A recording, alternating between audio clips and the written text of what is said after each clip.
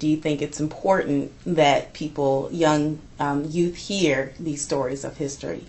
I do think that's important. I really think that's very important. I couldn't get myself together with what I call the nosy things that she was doing, but I think a record of these kinds of things, and especially since she digs so deeply for the truth, right, as it is explained to her, or as she finds it, I think that really is important, because I don't think anybody has turned those rocks over, you know.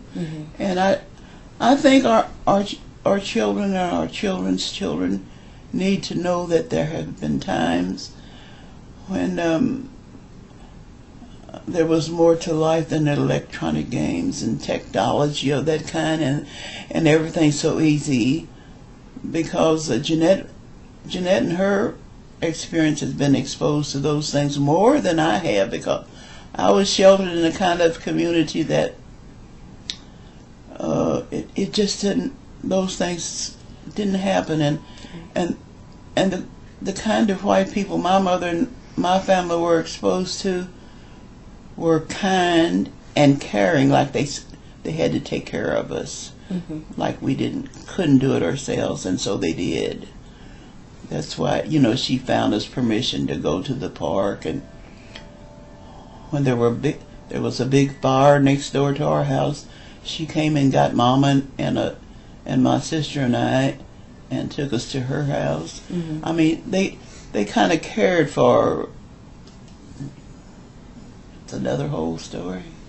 Yeah, I think it's important that they know about these kinds of things. So the work that Connie does, and I expect the things that you will expose and whatever you write need to be known, because where it was 80% bad, there was 20%.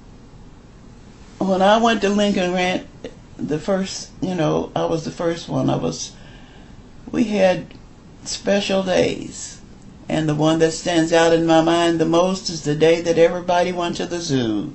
That was the only time we went to the zoo, but the streetcar was full of colored kids from Covington getting a transfer at the Dixie terminal, getting on one of those streetcars that went up in the incline that they're trying to renew now. That was a special thing, boy, when you went up on that.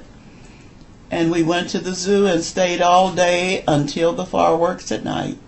That was a great big thing. You got a new dress, new shoes, new everything. My mother made us lovely lunches. Of course, I had a cousin who put all her lunch in a big tub, because she had another story altogether.